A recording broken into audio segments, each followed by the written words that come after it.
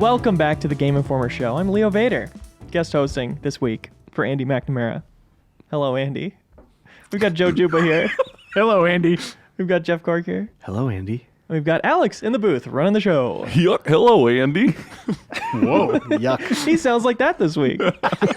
Today, we're kicking off our month of Outriders coverage. It's Outriders, true. new looter shooter from People Can Fly. It's the next cover of the next issue of Game Informer magazine.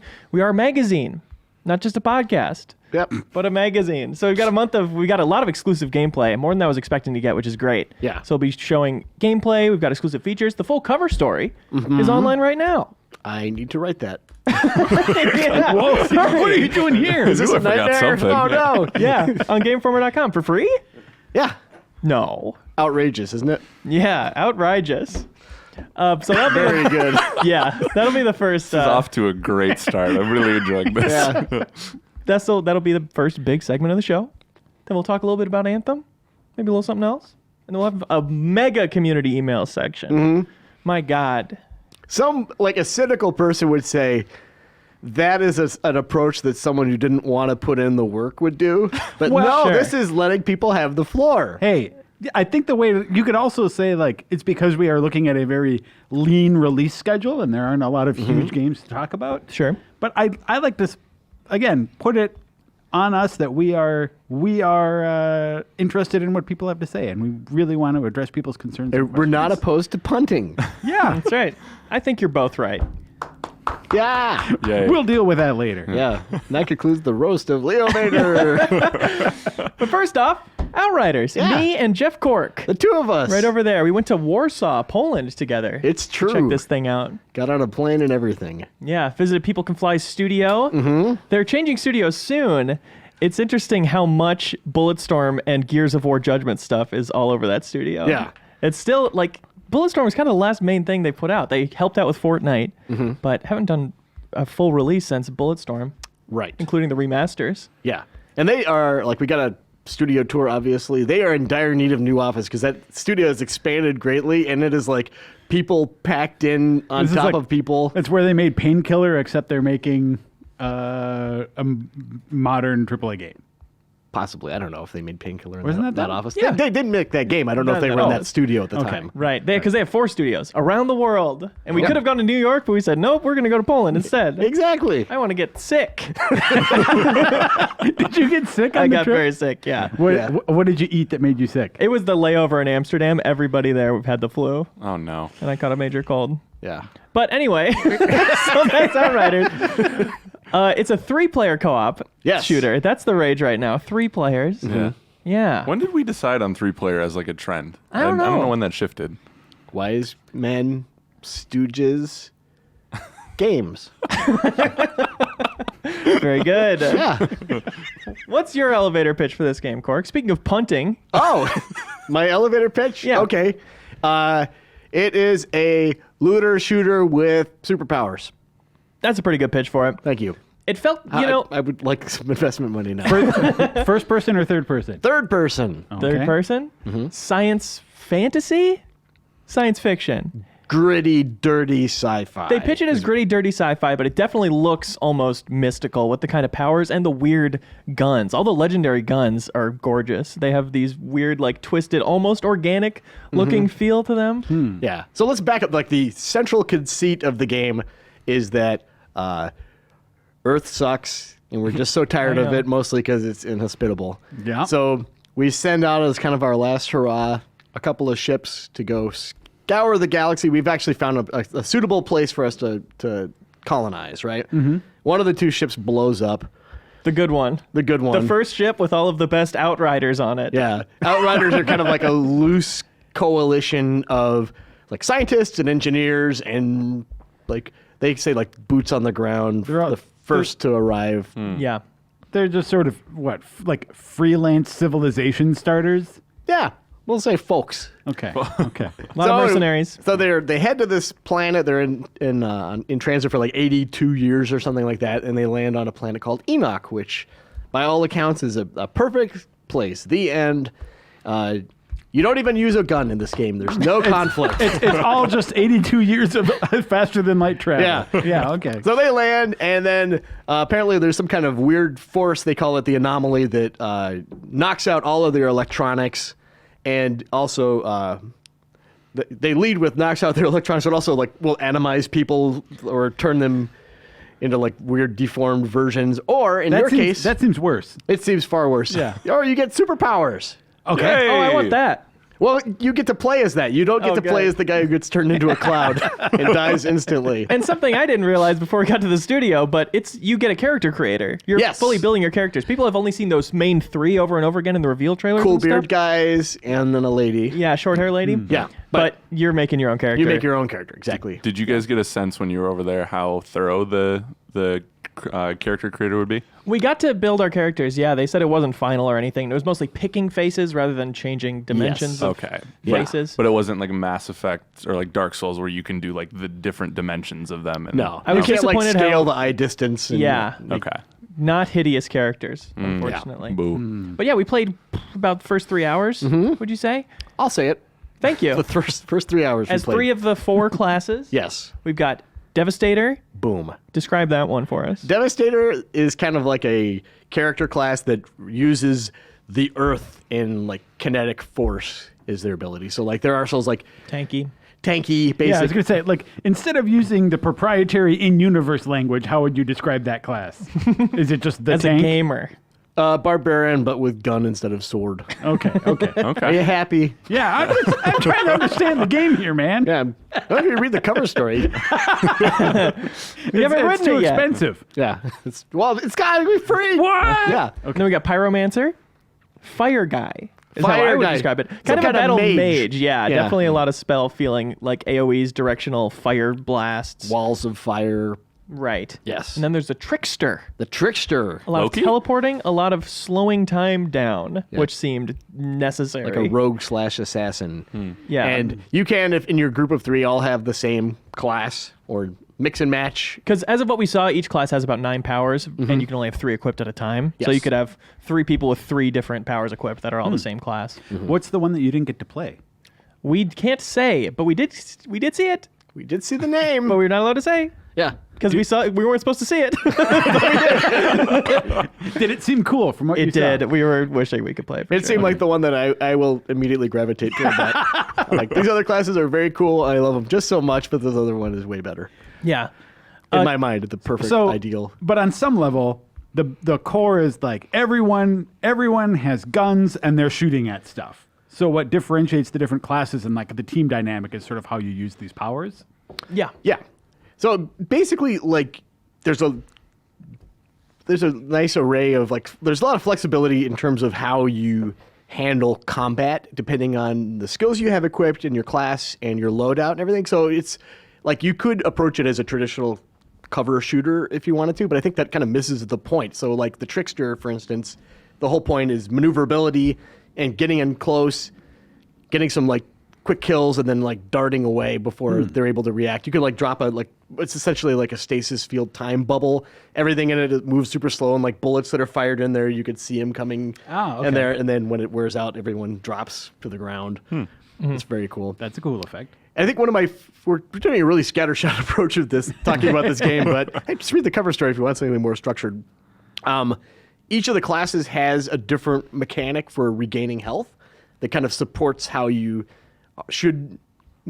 encouraged to play the game. So, for instance, the Devastator, he regenerates health when he's close to enemies, right? Because they want okay. you to get in there and like get right in their faces. Yeah. The Pyromancer, when he kind of like places effects on characters, and when those enemies die, Yeah. then they get like their health. He gets Like the health marking regenerate. enemies, Exactly. essentially. So you can be long range with that one and still be getting your health back. Right. Versus also the Trickster also encourages close range, but it's close range kills. Right. So that's something you have to think about when you're choosing your class is that health regen thing. Because you could do a Sniper Trickster, but you're missing out on like a very basic way to get health back. So you might Right. want to go for a different class in that case. Yeah.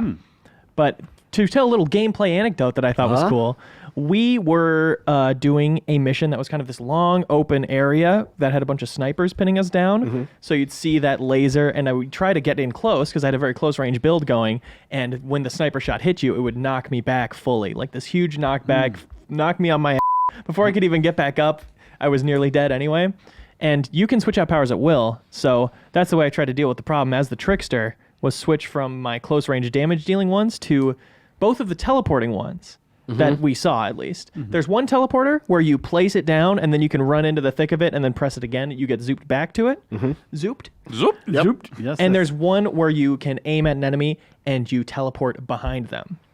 Trickster also has a bunch of skills where you do extra damage from behind, so you can make a build that's all about getting behind people. That's but cool. I ended up equipping both of those because I didn't have anything to deal with this long range guy. And I placed the portal, teleported in to behind the long range guy, killed him, and then went back to the portal. You zooped. I zooped. Yeah. Exactly. Yeah. So that was a fun little, like, it was almost puzzle solving in that situation of how do I make my build work with this?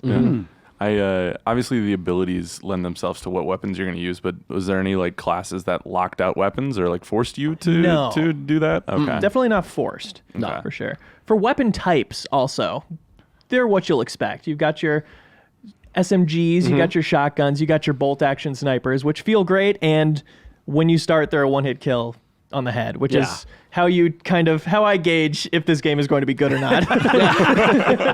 That's what you want. You don't want bullet spongy enemies, which they've said they're trying to avoid. And that's like one of the conceits of the game too, is that Anomaly has wiped out technology and that extends to weapons. So there aren't like plasma rifles or lasers or So anything these aren't like that. super future weapons you're doing. These are like old Old-timey weapons, exactly.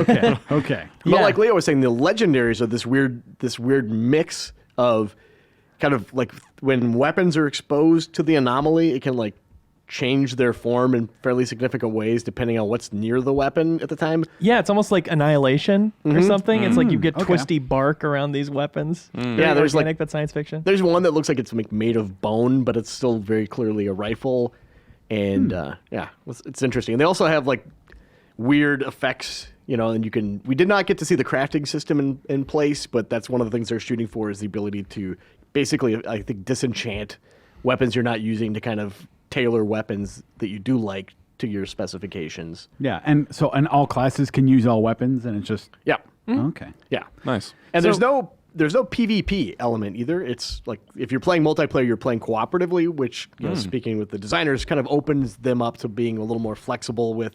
It's not like Destiny, for instance, where even though the PvP stuff is a little discrete from the regular experience, they don't have to worry about balancing things because otherwise it would be overpowered. Yeah. So that's my other question though, is like how would you describe like how the structure of the game is being designed? Is this something, let's say, more like Destiny that is designed to be sort of a perpetual living thing versus something like Borderlands that is sort of a beginning and end and you like play through it? That was a big part of their pitch, was that it is a contained thing. They are going to support it past launch, but they want the launch product to be a story that has compelling twists and ends. So Yeah. Cool. I appreciate that for sure. Because Yeah. they've talked about the end game. They say they want the end game to be there and present. But even if they don't hit that, it'll be nice to have like a guaranteed product out of the box.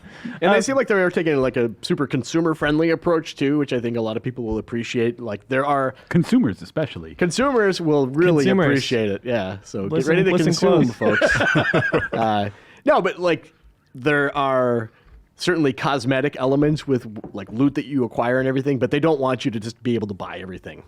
So like if you've got something cool, like if you're outfitting your truck, which is like kind of your transport thing if you're playing multiplayer, you've earned it. You've done something in the game, some kind of accomplishment it's tied to that. Yeah, and that system, is it called Convoy? Truck? We asked them what the cars were called, and they just said they're only trucks. They're called trucks. They're called trucks. Yeah. But that's a cosmetic thing. So you'll be there between missions and your friends can come hang out, but it's not like you're driving a truck around. Yeah. So the general structure of it is you're kind of moving from hub to hub as the story proceeds, and the hub will have a bunch of different side missions. It will have a bunch of like story and like missions that kind of propel the story along like critically.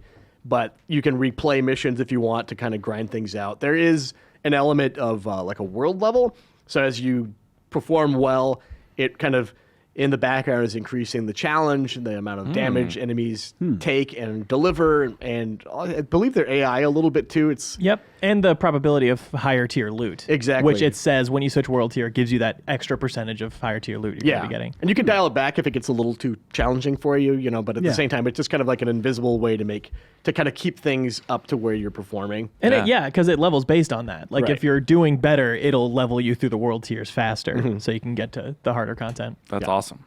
Yeah, It's it's a smart way to do it. Yeah. So as an adult who has trouble gathering his friends together to play co-op things, how does it if you're playing by yourself, are you just out there by yourself? Do you have two AI You're companions? just by yourself. You don't have any AI companions with you if you're playing solo. Okay. Oh, okay.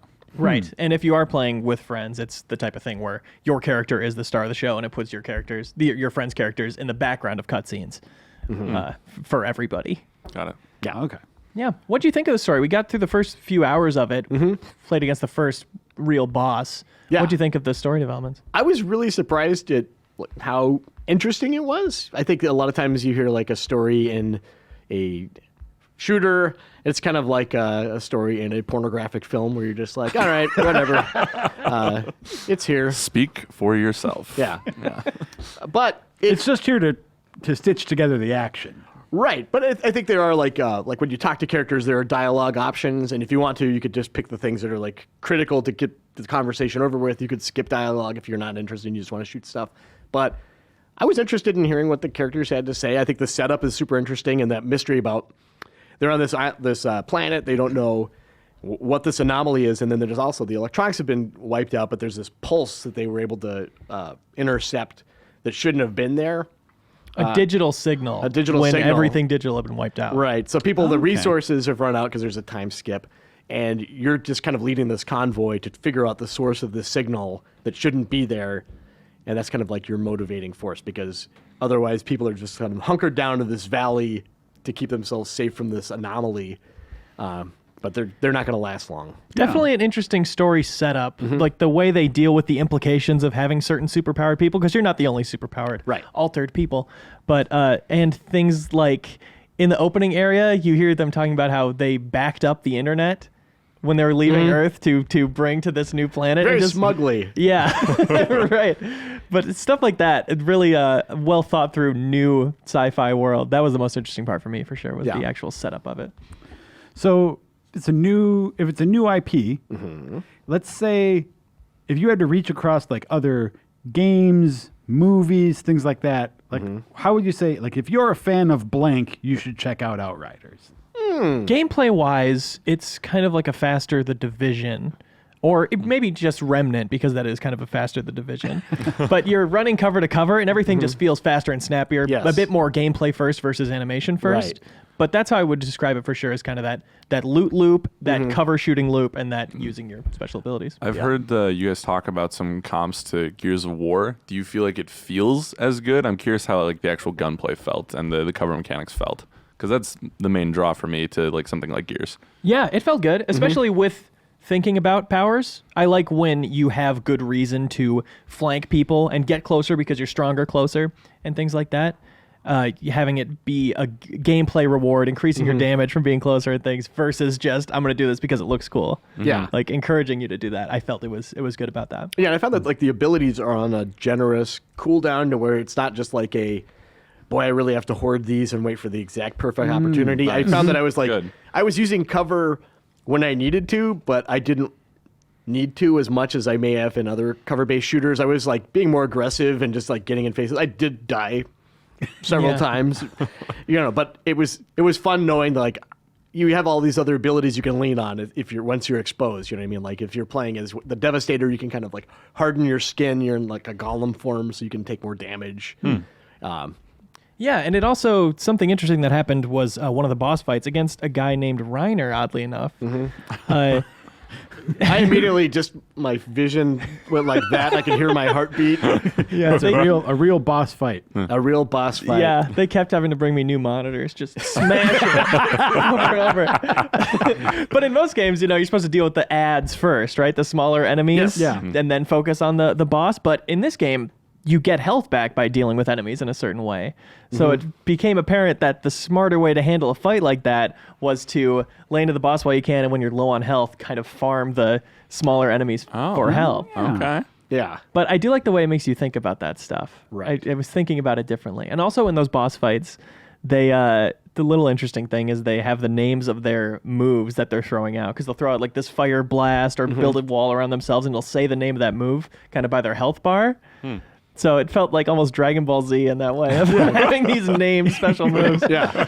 But it made it easy to read for sure, Okay. which I thought was cool. What do you think of like the skill tree? We saw the skill trees. way of bigger than everything. I thought it was going to be. Like, Yeah. It's really in depth. There's a lot of. It's one of those like 3 main branches for every class that you Yeah, can kind of 3 each explore, class. and you can pick and choose. You know, obviously, if you go deep in one, you get better rewards. You know, or that kind of go towards a particular play style, but you're free to kind of just sample if you want. There's smaller nodes that give you like a percentage or numerical boost of some kind, and then the larger ones have more impactful gameplay benefits. Okay. Yeah. The interesting one that we both thought was cool was there are certain nodes on the trees that are increase drop chance for a specific type of weapon. Yeah, like a shotgun master, it Oh, increases that's the cool. damage for your shotguns and also the probability that a shotgun will drop. Which is cool to be able I to love spec that. into that in a Yeah. loot game. Yeah. That's very Yeah. smart. Well, yeah, and that's also that's just one of the problems you run into in games like that. In general, it's like, well, you get a really good gun that is just a kind of gun that you don't really care for. Yeah. Yeah. So, Yep. Yeah, exactly. Did they talk about gun trading, by the way? Item trading or anything like that? No. I think that's so important in a loot game. I hope they do that. But yeah. Is loot exclusive to that person? Like if you get a drop, does it, if you go pick up a gun, is it just yours and the other person can pick up the gun on the same screen, or is it like Everybody one- gets their own drops. Okay, yeah. good. Yeah. Right, which seems to be the modern approach. That would Yeah. be really obnoxious if you got the trickster like zooping ahead to open the chest. yeah. Like, You got zooped. Well, there's nothing in here, boys. Yeah, I'd pick the class that gets all the loot. Yeah. Yeah. Cool. Looking through Oh. my notes here. What else we got, Cork? Level nice cap is 40. Yep. That's an important fact. Is it So work toward that, guys. In the prologue, there was a part where they're listing off the lost numbers as they're like calculating this thing. They say 4, 8, 15, 16, 23, 42. is it traditional like XP system? Get Yeah. kills, complete quests, level up. Get kills, complete quest, level up. Yeah. Outriders. Yeah.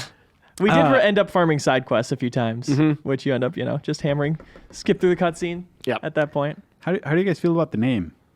Outriders. They had a good reason for it, but that doesn't make it especially memorable. Like when we kept calling it Outsiders. Yeah. When we were when the cover was coming up. And then for me, and maybe this is again, I'm old, but isn't that the name of Dash Rendar's ship in Yeah. Shadows of the Empire? That's It what I is. think of when Yeah. it's like Outriders. That's I think what of Dash everyone Rendar and thinks his of. and his fake Millennium Falcon. Like anyway, Yeah. yeah. Yeah. But I'm excited for it. Yeah, I'm super excited for it. Yeah. What are you most excited for about it? The gameplay. I mean, the story setup was interesting. The actual like moment to moment dialogue was a little quippy at times for me. Like I like the dark sci-fi, and sometimes they're just like their disregard for human life in this game is wild. For there being 500,000 people left, period, and you're killing hundreds of people per mission, and in cutscenes you're just killing people and joking about it. Yeah. Well, they had a time skip to just like recklessly reproduce. Yeah, that's true. What is it? 30 years? Yeah. Yeah, you get Okay. a lot of kids. You can in that make a time, I lot of guess. people. Yeah. Killing a lot of young adults in Yeah. this game. Yeah. Yeah. What about you, Jeff? What are you most excited about? I'm just a big fan of like loot grindy kind of games, and it seems like they're talking about like hundreds of different weapons and like lots of different armor sets and pieces and everything to collect. So I think I'm going to get pretty deep into that. Yeah, to speak more specifically about what I like about it is the playing with the powers and having to think about it, because there are lots of guns that synergize with your powers and armor sets that synergize with your powers, and having those kinds of builds, it looked like there were some interesting combinations in there. Yeah. There's weird guns like that. We found a shotgun where you can freeze somebody every 3 seconds. And there are lots of weird, really powerful seeming abilities like that. And also abilities like that say once every 3 seconds, once every 8 seconds, that encourage you to switch weapons, which I always enjoy in Yeah. those games. Yeah. I like the tone overall too, because I think it is like lighter than like the Division. Yeah. But it's not quite up to Borderlands levels. You know what I mean? Like that's a tone that a lot of people super enjoy, but like that's not for me. Yeah. The tone, I'd like the gameplay, but I didn't see any memes. No? No. Besides the Bad Luck Brian character I created. Remember Bad Luck Brian, everybody? But yeah, Outriders, full cover story on the site Yep. right now. Yep. Gameplay going up all throughout the month. Rapid fire interview going up this Tuesday. Yeah, and I realized too that I'm wearing the same shirt that I wore for all the video content. So you could pretend that I only wear one shirt if you want to like. Or that Or that we shot it all today? Yeah. or you're like Dr. Manhattan and you're just Oh. exist in all time simultaneously. Oh, yeah. If I was Dr. Manhattan, you think I'd be here right now? Let's be honest. Jeff York has no concern for these humans and their petty problems. One other thing we want to talk about is Anthem. They announced that they're going to keep supporting it and recycling some of the additional content they've already done, but they're working on a full systems rework, like ground up the gameplay loop. Yeah, and this is a rumor that's been going around for, I mean, Since mid last year. yeah, right? like since last fall. I think Kotaku had a story about that with some sources that were sort of talking to them off the record, or not off the record, but anonymously about it. Yeah. Do we know? Are they going to take the Christmas lights down, or are those still up? That's my favorite thing. I have not popped in. Yeah, in case you didn't see it, there was someone out there online popped into Anthem in like, it was like this week or last week. And the game still had its like promotional Christmas decorations up in like my the, parents' house. in like the Yeah. hub area. Yeah. So it's like, oh, like that's just so sad. It is sad. Maybe they just really like Christmas. Yeah. Yeah. But I mean, I think I don't know. I'm personally kind of excited. I'm trying to stay optimistic about it. I guess like as some like I wrote our Anthem cover story when we did that. I was very excited about that game, and then it came out, and like I didn't even end up finishing it. Yeah. Wow. It was just like I'm so conflicted with something like this too, because like I think it's unforgivable to ship and charge people for a game that is just the state that it was. But at the same time, it's like it's good that we live in an era where you could turn things around. Like some of my favorite games over the past few years have been like rough launches. But at the same time, you don't want to give people a pass. yeah, For sure. And like I don't know. I Anthem exists in a weird space there for me too, because I think it's I share your hesitance when it comes to like releasing games that are in bad shape. But when Anthem released, apart from the server stuff where it was just like connections were broken and things like that, like I don't think the game it didn't feel unfinished. It just felt like a lot of bad choices were made. You know, like it was the way it was deliberately. It was a complete turd. Because like End to end. those are the things. As much as I liked the core gameplay of Anthem, like I liked flying around, I liked shooting stuff. When I was able to get a couple co-op sessions together, like I had fun playing with my friends in that game. But it's like everything structurally that was supporting that, all of the pillars in terms of like just the repetition of content, the way you had to like grind for to just like progress the basic single player story. Yeah, the that big weird roadblock like they you had. can't equip stuff in like mid mission. You had to return back to the hub all the time. Like all of these things made it. It's like they were deliberately building walls to keep you from just getting to what was best about the game. When people had a ton of loot dropping, they announced that it was an accident and they will be patching it. Yeah. And then that whole thing about like the starting weapon Yes. being numerically like the best weapon in the game. If you just kept the starting weapon, it level like with you and be the strongest weapon you could have at a given time. Yeah. Hilarious. Wild. Yeah. Okay. So that part was broken. Yeah. it's just bonkers. Yeah. But so like with all that being said, it seems like they over time have been addressing some of the basic like usability or quality of life things. But my read on their announcement is that I'm kind of like what Leo said, that they're essentially like, okay, the version of the game that's out there, we're gonna sort of be hands off with that at this point. Like, Yeah. there's still going to be some sort of like basic updates going on with it. Some events and stuff. But Yeah, the Cataclysm will come back. But the real like internal focus at BioWare, is it Austin? I think that's working on Anthem now. Sure. Is that they are essentially like taking the time to go back to the drawing board with it. That's what I appreciated about that message is they didn't say look for it this holiday. They said like we will take as much time as we need to get Yeah. this to a level that we're proud of. which is great, but I've like is that going to be is Anthem going to be relevant in a year when they finally get that together? And then also my only hesitation with this, not to be negative, but like, wouldn't we rather have them working on Dragon Age and Mass Effect? You know what I mean? Well, I mean, I guess that's what I think they are. Yeah. Like BioWare is a large studio, and so if BioWare Austin is which I think has been working on Anthem since its launch, has been like the main studio on it since launch. Their other project is Old Republic, but otherwise, I think like BioWare Edmonton, which is sort of the studio that they'd worked on like the main Mass Effect games and Dragon Age. Like Mark Dara, who was the executive producer, I think on Anthem, sort of in the closing stretch of it, has since like moved off of that project and is on Dragon Age. Okay. So like the big heads are working on the next stuff. Yeah, they have multiple plates spinning over there, but I mean, I don't know. I guess like it's hard to equate exactly like, well, resources spent here could be spent here instead. Sure. I don't know. Yeah. I don't know how all that works. For sure. But I guess what I'd say to that concern also though is the idea that like Anthem stopped being relevant in the sense that you're talking about like a month after it came out. Fair. Yeah. You know, so Yeah. I think if they're smart about it, if what they say is almost like the way, like let's say you use No Man's Sky as a template there, Yeah. right? Where it's like, okay, a lot of people were upset with the way this worked. We are going to fix it.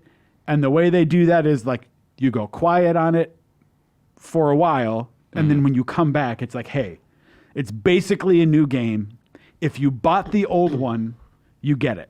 Yeah. So it's Yeah. like you don't have to re-buy Anthem 2. It's a way of saying like, hey, if you bought this and you were disappointed, like hop in. And that's the only way to fix your reputation, too. I think so. But I Like think if Hello Games had just come out with announced that they're working on a new game, which they have since then, if they did Yeah. that before they fixed No Man's Sky, that'd be a big problem. yeah, but I think for sure like Hello Games has built up the goodwill to like they've turned that into a great game with the like supportive community and No like question. No Man's Sky is certainly not the like joke it was when Yeah. it first came out. Yeah. And I think part of what makes me, maybe optimistic is too strong, but like what I'm hopeful Cautiously. about, what I'm hopeful about with Anthem is like that game sold really well Yeah. when it came out. So that means that there are a lot of people who technically own Anthem, True. Yeah. Yeah. right? So if they come out with like a new and improved version of it and they can get the message out that like, hey, we promise like it's good now, you can get a lot of people back into it who already own it. And presumably because it's a game as service, that's people that you sort of get into that like ecosystem that hopefully like turn it into a survivable or a surviving project. For sure. And to be clear, I love BioWare. I love all like most of what they've done, so I want to support them. I want to find ways to get into it.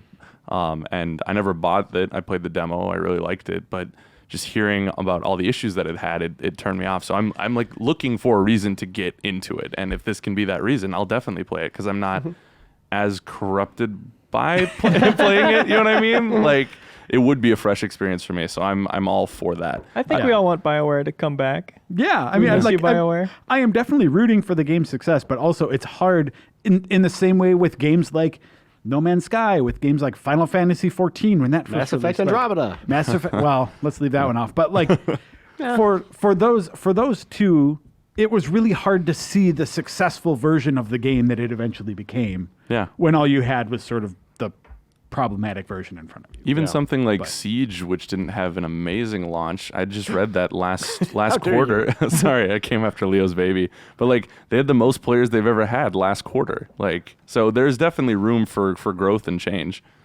And that's, yeah, I mean, Siege was a very early example of that, what has now become kind of the norm. I feel like games used to come out and fail and you wouldn't hear about them anymore. Yeah. But I don't know, when's the last time that happened? When's the last time a flop came out and they didn't say we're going to fix it? They just said, sorry.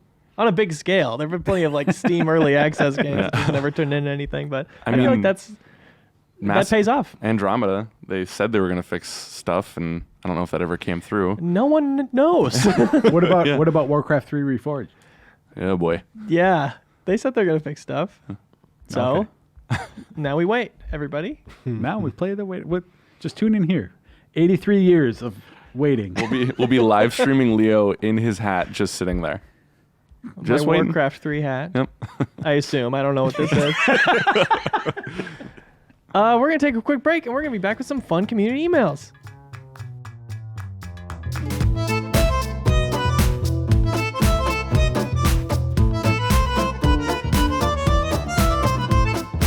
Hello, welcome back to the Game Informer Show. I'm lead gamer Leo Vader. We're here back with some fun community emails. Dan Tack is joining us. I suppose that makes me an auxiliary gamer. At best. Ooh. Joe Juba's still here. I'm executive gamer. Jeff Cork. Gamer emeritus. And, of course, ambassador for gaming, for the nation of gaming, Alex Sadnick in the booth. Friends, Roman gamers. Roaming Just gamers. roaming gamers. Like our friend who wrote. All right. All right. Barely started. I don't think we've started at all. Anarchy reigns. We have a massive community email section because Andy's gone, baby. Yeah. No rules, just right. So this is going to be a fun one. If you like GI Town discussions, you're going to want to tune into this. First On the up, other hand, if you don't, See you later. run. yeah, turn Snap this right your phone off. in half right now. I'm making a break for it. Hi, Andy and the GI crew. This is from John. Love the show as always. Keep up the great content. My question for the group, is there any high-profile game that they bounced off of? Like a game that everyone else loves and they just couldn't get into it? The one that did that for me, unfortunately, was God of War. I found the difficulty far too inconsistent. On normal, I was getting clobbered non-stop by everyone. On easy, there was no challenge and it was boring. Not to mention the annoying antics of the kid. Oh. Thanks for the long Antics. podcast. Another lover of the long podcasts here. And he says, I still think Dan should be a radio DJ. Well, that's an interesting career path. Try it. I think I'll go for it. But anyway, Yeah. Any God- high-profile games you bounced off God of? of War is an interesting one because I would have bounced off that if it was not for the game club forcing me through. Yeah. And I did turn around on it in the second half, and I actually really enjoyed it. But that first getting into it, I think if I wasn't game club committed, I probably would have put it down. Interesting. Probably around like that Dark Elf town segment or whatever it was. I'm just like, all right. Yeah. That was one for me too, God of War, that I didn't have the game club to make me power through, and I just kind of bounced off of it. But yeah, it's just kind of not my setting. It was like, you heard nothing but amazingly glowing things about it, but I just couldn't get into a story Yeah. with that yeah. setup for And me. to be clear, I think it helps to lay some groundwork to say, like, not every game is for every person. No. This isn't us saying, like, hey, I'm so edgy and contrary. God of War sucks. This game you like. It's just like, it didn't work. Didn't work for you guys. Yeah. For me, that's Game Informer Game of the Year 2019 Control. Sure, yeah. It just, I played probably about 8 hours of it, and there's just some things about it that just weren't. It wasn't for me. Yeah. Can you expand? Yeah. So I mean, like, it was a few things. One, Jeff and I have talked about this before. Female protagonist. Got him. Yikes! No, it's maybe it's an older internet thing that it just is not making the rounds these days anymore. But there's a website that's the SCP Foundation, that's like a user submitted, like it's a wiki that is creative fiction in which people design basically the objects of power that are in control. But it's been going on for like a decade or more. Right. Where like that's the whole idea of the website is like, hey, design like a seemingly mundane object that has some like cool power around it. And part of this is like I started playing Control, and this thing that everyone loved about the game for me was like just felt like such a blatant ripoff of this other thing that I liked. That was so That- interesting and clever to me playing through that game, and I didn't know until recently talking with you about it. I had no idea. And that does get rid of the magic a little bit. Yeah, so that got under my skin a little bit. And then the other thing for me is the like the checkpointing and some of the difficulty spikes and the bosses combined. Just like I got so frustrated at some of those bits that I was like, why am I even doing this? Yeah. I'm just not having a good time right now. For sure. So that's my story about Control. Cork? I fell off a game several times, and then mine is a tale of redemption. No. So I have, over the course of the years, bought Stardew Valley 4 times, and it never stuck with me, even though Hanson, I bought it on PS4 PC, Android, and then most recently the Nintendo Switch. Okay. But no, Hanson and Juba, you guys were like glowing about it for years. Yeah. And I like the game you guys were talking about just did not seem like what the game was when I was playing it. And I desperately wanted to get into it because I liked old school Harvest Moon a lot. And just for whatever reason, it never clicked with me. And then a few weeks ago, I was like, I'm going to give it one more shot on the Switch. And that one finally clicked, even though I have not played it undocked. So it's not the matter of like, really? no, that format does nothing for me. Oh, so you've been like I just assumed that on Switch it worked for you because you can suddenly like play it in bed or Nope, whatever. has nothing to do with the form factor. Wow. Yeah, you could honestly like drive a railroad spike, locking my Switch into the dock, and I would be fine with it. I never take it off site. It's fine. Wow, The okay. central gimmick of it does nothing for me. But yeah, I'm absolutely loving it. So I had a similar experience with Breath of the Wild, but I only bought that once. Oh yeah, yeah. Because well, I mean, you're pretty far in starting it. We've been talking about it in the mornings the last few days. Ending fall of year 2. Yeah. So I'm very excited. In a couple of weeks, you've Yeah. put in. I mean, that's got to be what 60 hours or so. Maybe. Yeah. I'm one apple away from completing the community center. Yeah. Moment of the year it was released. I remember that meeting was. We really had to Blueberry get that Harvest? building the community center was a moment for our moments of the year. I was advocating for Blueberry Harvest as the big. it moment is a this moment. year. You've never seen numbers that high in your life. Yeah, it's real good. Yeah, I'm with you on it taking a few tries because it definitely felt like, you've got to really love the mundanity of, being patient and having it pay off in the long run. Yeah. But now, a few months into the game, it's like you just have more to do in a day than you could possibly do. It's like Absolutely. you're overwhelmed with stuff to do, and it feels definitely different than when I was starting. Yep. I've been in love with it too. Jeff getting into that again has, like in the last week, I've probably put another 10 hours into Harvest Moon because he's been Stardew saying. Valley. Oh, sorry. Yeah, Stardew Valley. Like he's been saying stuff like, "Oh yeah, like I have a recipe for grass starter," and I'm like, "Wait a minute." There's no recipe for grass starter in there, and then I log in and it's like, oh yeah, they added that in like one of the recent updates. So Yeah. the 1.4 update is live on the consoles, and so there's like just stuff I hadn't seen before. There's a movie theater in the game now. Really? Yeah. You take the how do you bus get- to it or something? I don't know for sure. but it's there. It's out It there. is there. Yeah. We could talk Just about like the Stardew Valley truth. all day. We've been talking about it in the office the past couple weeks. It's very fun. Yeah, they won't shut up about it. Yeah. Hey guys, Zach from New Lexington, Ohio here.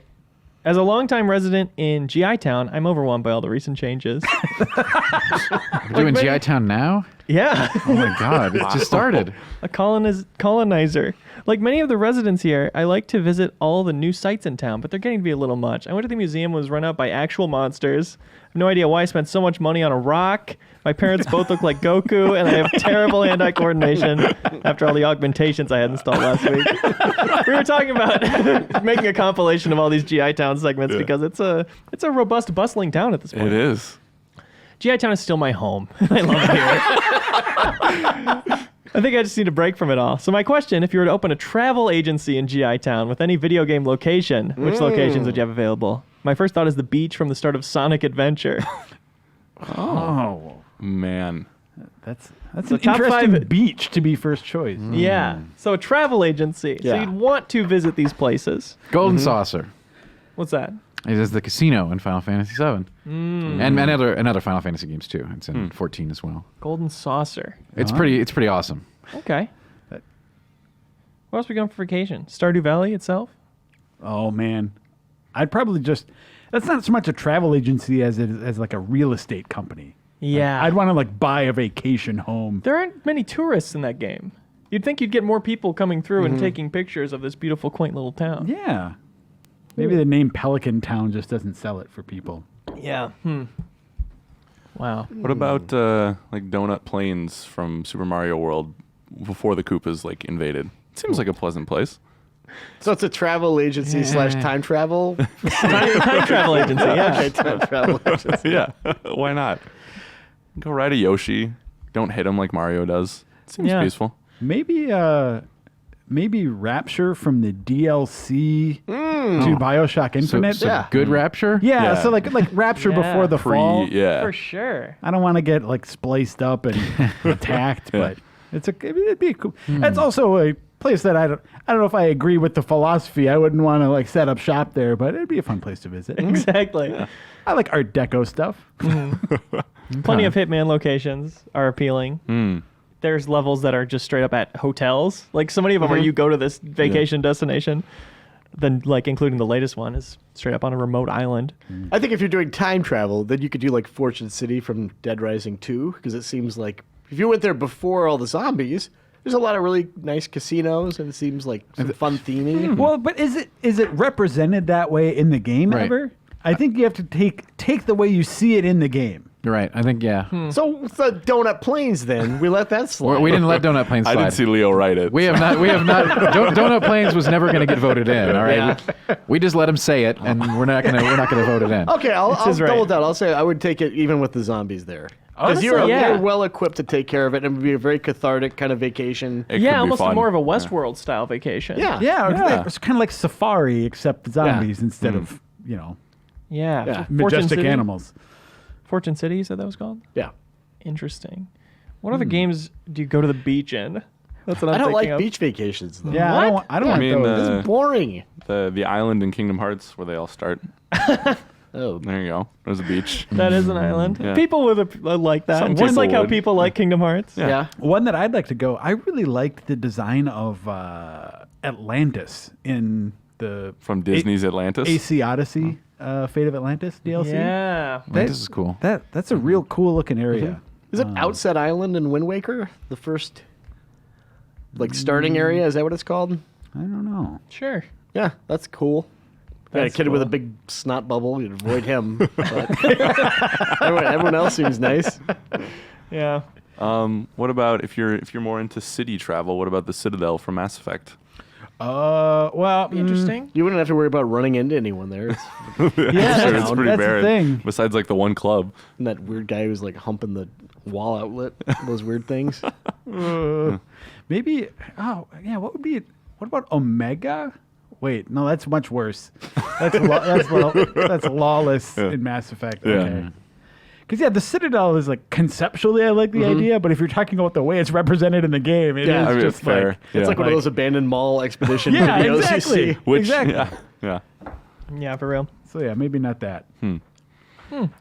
We did learn that Dan Tack likes the occult and spooky places. Are there any Sure, spooky I mean, places you want to go, That's Dan? true, but like not as a travel. I'm not, this is a vacation. Oh, I see. Okay. Okay. You're gonna go take a vacation to Anne Orlando or whatever. I would. You don't see me running to put some Bloodborne or Dark Souls places in here. Although, Yeah. it's because it has to be time sensitive, right? If we got to go to Anne Orlando before the fall or whatever, that would be very interesting, actually. Yeah. But again, I didn't want to I do do- any. I do Has feel that like not that's been cheating in a any little of the bit. games? You've gotten just like a glimpse of like not really. No, we've never really gotten to see it in its prime before any kind of thing has happened. Okay. It's much cool. Like in Dark Souls 1, you get to see it when it's still like nice, and Dark Souls 3, you get to see it dilapidated and destroyed. But you never get to see it at its peak before things went to crap. Okay. What else we got? Vacation destinations. How about that, like, island living expansion for The Sims or whatever? I'm Or sure that's whatever. great. Probably has vacation crap there you could do. Yeah. Lego Island. How about that? Ah! Brick by brick. Brick by brick. I'm writing it. Yeah. Silent Hill. Someone's Stop gonna me. stop him. Let's just get Silent Hill on there. Here's your spooky location. You know. I recently replayed Chrono Trigger. I'd like to go to the Millennial Fair. It seems like You know, Oh. if we're doing Chrono Trigger, isn't not the Future City? Isn't there like some high tech combined with Magic City in that game, or am I thinking of another? yeah, RPG? there is. They've got like everything, but it's kind yeah. of like you get there when it's not in its prime again, so we can't use it. Is that the No, it's in its prime. okay? But I mean, they're kind of jerks. I don't want to Forget go about there. that then. Yeah. Okay. So what do we have so far? Right now, I've got the Golden Saucer from Final Fantasy. We've got Good Rapture, Yeah, which okay. was represented in a game, so I'll allow it. Fortune City from Dead Rising 2, with zombies included. Yes. Kingdom Hearts Starting Island. Anybody know the name of that? Does any look listener, it I up. wonder? Probably no listeners know. Don't bother writing in. You don't know.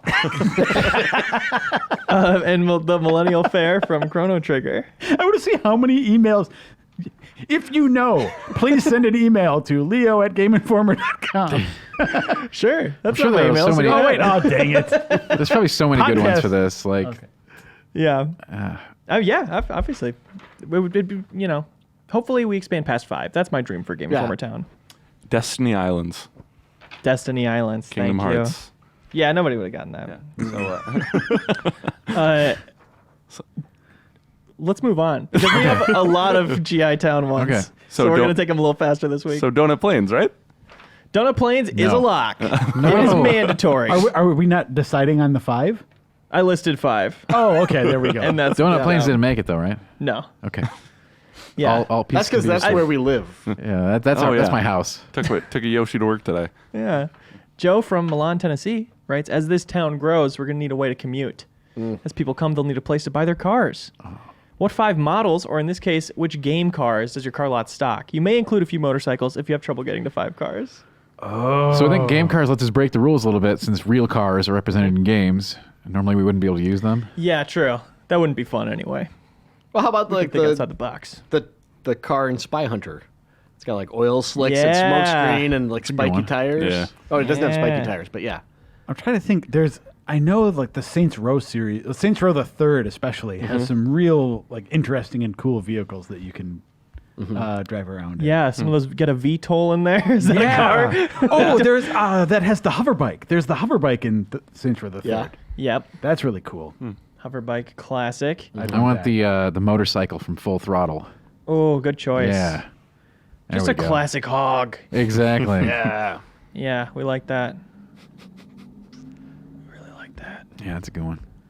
Okay, other video game cars. I think that's all of them. I like That's all of them. I would love for them to add more to video games. one that I would not include is that stupid buggy you get in Final Fantasy VII for a little while. Okay. Yeah, We so will- that's we will I'll make a include note it. not to include that. that one is banned. You cannot drive that stupid buggy around on the in the Yeah. streets of GI Town. The DeLorean is well represented in video games. Can we pick airships since we're on Final Fantasy? No, Or is that too much? That's not a I car. feel like That wouldn't if be in a car lot. motorcycles are stretching it. Okay. Yeah. Airships He are for said sure he said the stretching. motorcycles were cool, right? Like Yeah. Yeah. Okay. But it's like if you need motorcycles, that's fine. All I right. like the idea of keeping All right. it like car size Got or it. smaller, like Yeah. realistically All right, in a all lot. right, all right. Okay. How about Twisted Metal Axle? Is that a car or is that a person? It's both. That's a bicycle, technically, right? It's technically a bicycle. He's riding a bicycle. Okay. Yeah, we're getting a bit into Chewbacca territory. as No, we're far not as even what close it's to called. that. We're definitely not going. We're not even close to Chewbacca territory at this point. What Yeah. about a Mario Kart or like Double Dash, something like that? Yeah. Is there a specific, particularly iconic one? Red one. Red The boo Mario pipes. Kart. Yeah, you can Love do the that boo thing. pipes. Yeah. The freaking boo pipes. Yeah, man. those are unreal. Yeah. Okay, other video game cars. What about like, are there robots that turn into cars? I feel like that'd be really cool. Like if you- something that would kind of transform in a way. That doesn't sound right. Transformance? Something like that? trans. Yeah, We've got could you get any car from Driver San Francisco where you're teleporting between cars? Could you kind of get a car where you have that ability? I think it's more dependent on the individual. Yeah. Less the vehicle. Right, it's the guy in the coma. Yeah. That'll be a different shop we set up Yeah. later, I guess. Isn't How many do we have? Doesn't Dead We've got, like, Rising 7. have a cool motorcycle? You can Oh, shred yeah. zombies Dead Rising with? 2 as like, yeah, we could With get the the motorcycle with the chainsaws. chainsaws on Yeah. Yeah. Yeah. I would love just having Dead Rising 2 in every I think it would List. fit. yeah. Mm-hmm. Dead Rising 2 motorcycle.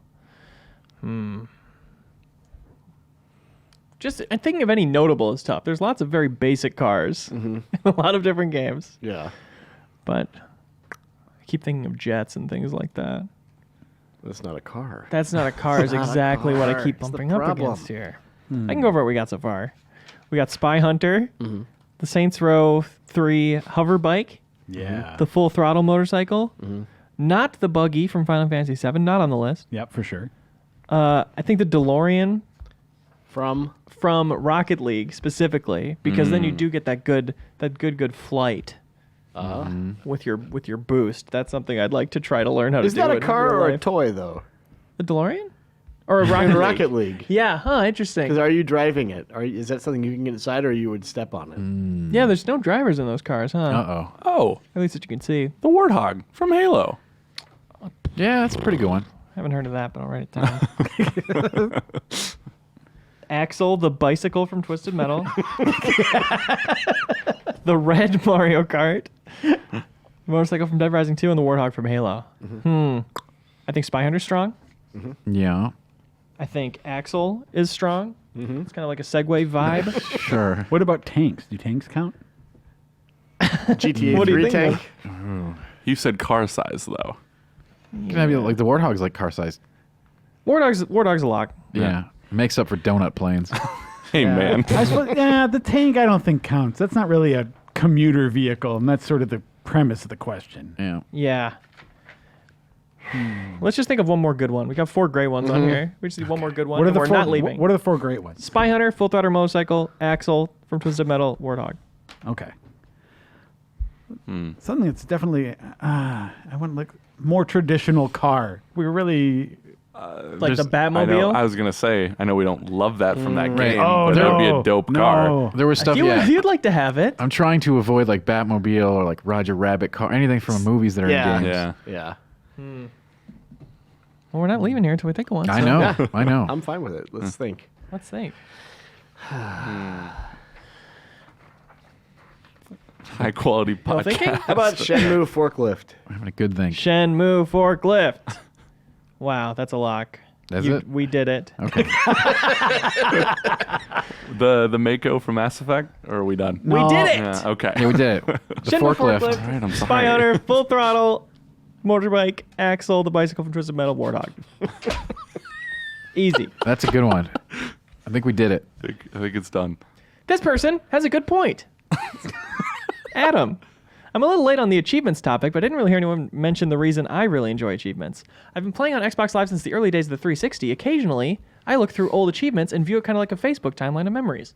Helps me remember details of games I played, when I played them, etc. Brings back a lot of parts of games I'd totally forgotten. So I guess it really isn't about achieving anything, but I still like them.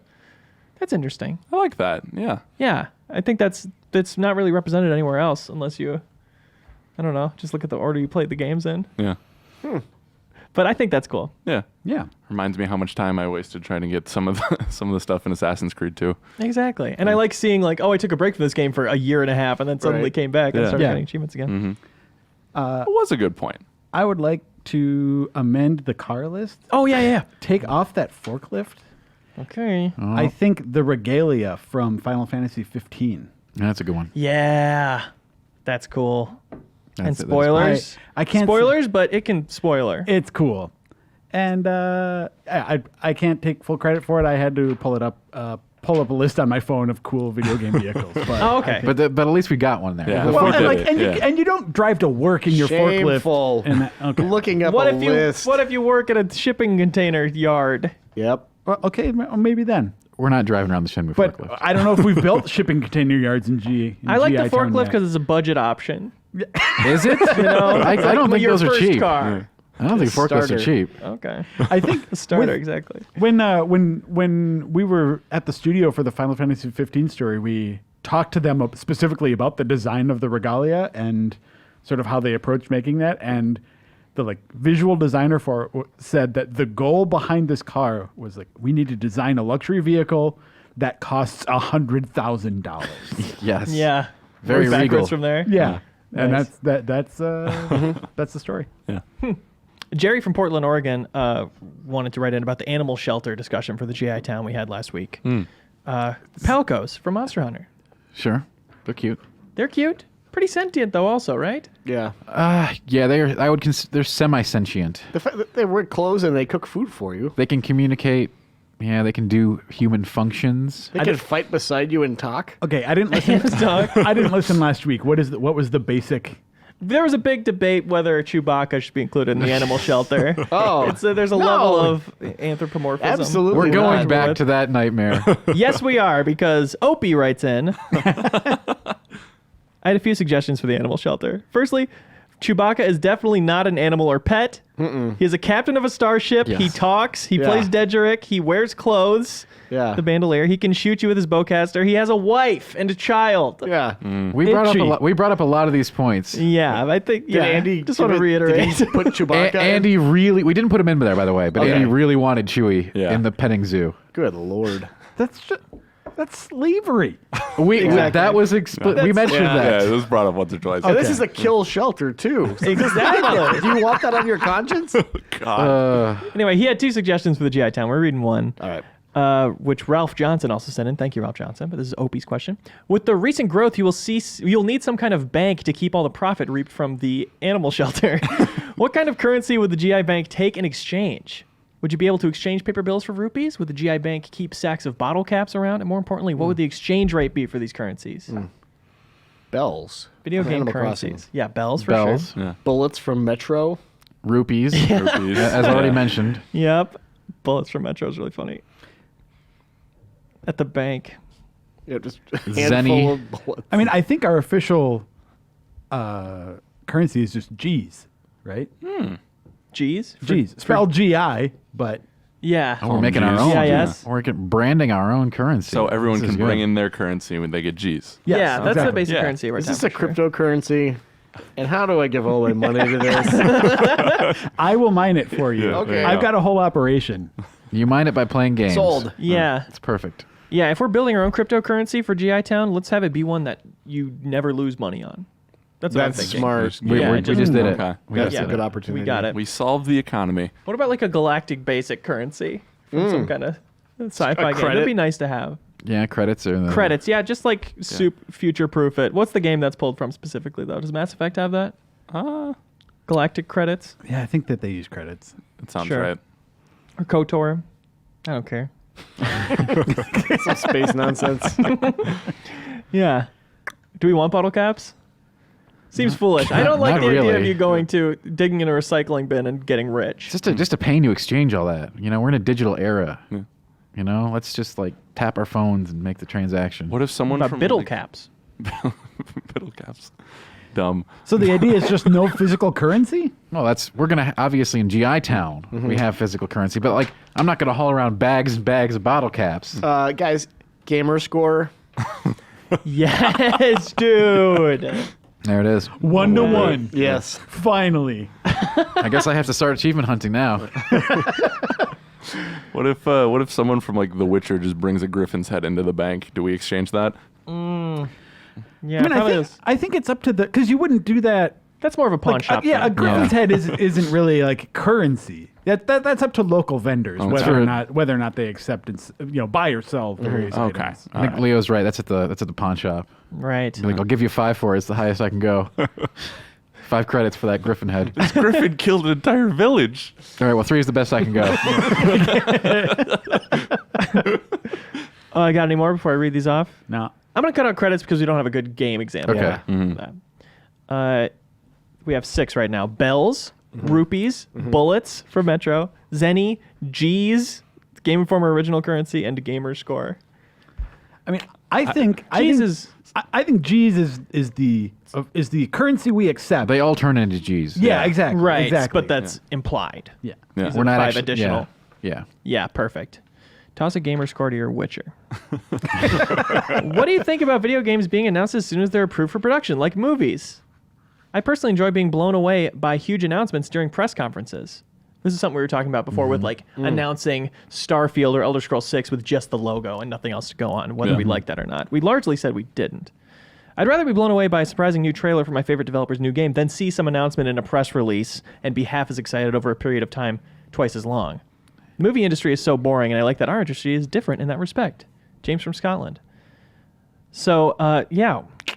Games being announced as soon as they're approved for production. I don't like that actually, with just Yeah. the way things are today, because that game could never happen, or it could change. You know, Like it does with movies. Like all the time you hear about Well- movies like, oh yeah, the Uncharted movie's happening. Wow, true. cool. Oh wait, I'm dead of old age. you know? you know that happens a lot with video game movies, especially. Yeah. Yes, Do you think there's a exactly. connection there? I mean, I guess having less insight into the way the film industry works, it seems to me that a game just changes so much more during production, right? Like, Yeah. Like in general, if you're like, okay, we're making a new James Bond movie announcement. It's like there's a lot of things you can take for granted about what that movie is going to be, right? Versus, For sure. you say Starfield, and what is that? Like, what does that mean? Yeah. Yeah, and it strips like moments like the re-reveal of God of War, like the 4 or whatever, like that strips it of those kind of moments too, where everyone goes, "Oh my god." Yeah, right. Yeah. Guys, hold on. I found a way to make this about Watch Dogs Legion. Okay. That announcement, it was leaked a bit before, but that actual reveal, they went right into a few minutes of gameplay and they showed the unique things that game is doing. And I really appreciate, like, give me a compelling pitch for why I should care. Yeah. Yeah. Especially when games can be so many things. I like the announcement after there's something to show and Yeah. where you know where it is instead of just like, hey guys, Yeah. a thing. Yeah. Yeah. Here's the name. I don't think it needs to be. It doesn't need to be in a final form. Things can still change. But yeah, I think Leo, you're absolutely right. When you reveal something, you need to be able to show some gameplay that makes a case for like, this is what you can expect when you play this game. Yeah. Be an old lady. Yes. Exactly. I cannot wait to be an old lady. Oh, I'm going to be so many old ladies. All of the old ladies. The entire army is just old ladies. Leo, will you stream an old lady exclusive playthrough of Watch Dogs 3? Absolutely. Me and my friends are Nice. talking about playing co-op as 4 old ladies. There you go. The possibilities are endless as long as they're old lady. The related. Golden Goyles. British. Paolo wrote in with a GI town name, Miller's Crossing. Matt Miller, famous game writer. In the woods outside of town, Juba's on his knees sobbing as Tack has a gun to his head. That's a lot like that movie by the same name. I don't know if there's any connection here. It might be deliberate. Is there a Miller's Maybe. Crossing game? There's no Miller's Crossing Yeah, it was video like game. GBA, I think. I don't know. It probably was. Miller's Crossing! You know, there probably Exclamation is a point. Miller's Crossing game out there somewhere. Yeah. Yeah, Animal Crossing prototype. true. Thomas Disser also had a GI town name, Outer Heaventon. All right. All right.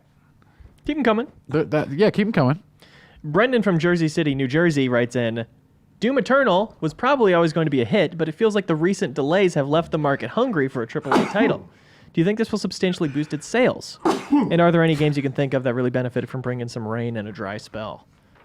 Because, yeah, Doom Eternal, a lot of things moved out of the way, it seems like, in a way that's convenient for them. Even though Doom Eternal got pushed back as well, it's still just got its own spot in what, March? Yeah, March 13th. Yeah. Yeah, where normally it was up against Final Fantasy VII and Cyberpunk, and now it is not. Right. I mean, Just Animal Crossing. Yeah. as much as it'd be boosted from being in a dry spell, period, being out of the way of those things specifically, I think will be a huge help Yeah. for its sales. Can you guys think of other games that benefited from bringing rain in a dry spell? First thing that comes to mind for me is Shadow of Mordor. That became, like, in 2014. Yeah. Any game released in 2014. Right. That was the year where we just hit next gen and everything was remasters. Yeah. I think Resident Evil 4 came out like in the spring, which is like at that period of time was pretty much a dry spell for video games. It was an unusual thing. Correct me if I'm wrong, but didn't the original Mass Effect and Assassin's Creed both come out in January of 2007 when games usually weren't coming out? Or is that incorrect? What were the two games? Mass Effect and Assassin's Creed, like the original ones. I don't think Assassin's Creed did. I think that was fall, but They didn't come out in a conventional time. Like they weren't the big budget. It wasn't in like fall that it came out. I'm pretty sure. I could be wrong though. Yeah. I don't know. I think that in general that is an underrated aspect of releasing a game. I think that people could consider more. Like for a long time, games released way more in the holiday window than they have been lately. Yeah. Like people realize that if you can be the only game people are talking about, that can be as beneficial or more as releasing in the holiday window. Yeah, I remember Bayonetta and Darksiders both came out in early January. But that's not like, I don't know that they benefited from that. I think that that maybe swept them more under the rug than they deserved. Yeah. So Yeah, that's true. I was just straight wrong about both of them. Continue on with your life. Mass Effect 3 was in January. Maybe that's what I was thinking of. Yeah. But yeah. I think it was. Wouldn't have sold it all. If not. Hey, Leo. This is a fun game. This is a fun game with some audio clips. Oh boy. Last week's heartwarming conversations made me sick. Wow. Chewbacca jail. I don't like this email. Yeah. Yeah, heartwarming conversations like Chewbacca jail. This is Charles Davis. So I thought I'd help you restore the banter balance with a game for you all about insults. Keeping the language clean, though, of course. Can you guess the film correctly from just hearing the insult? I have all the answers here. Do we have to buzz in? Yes. Yes.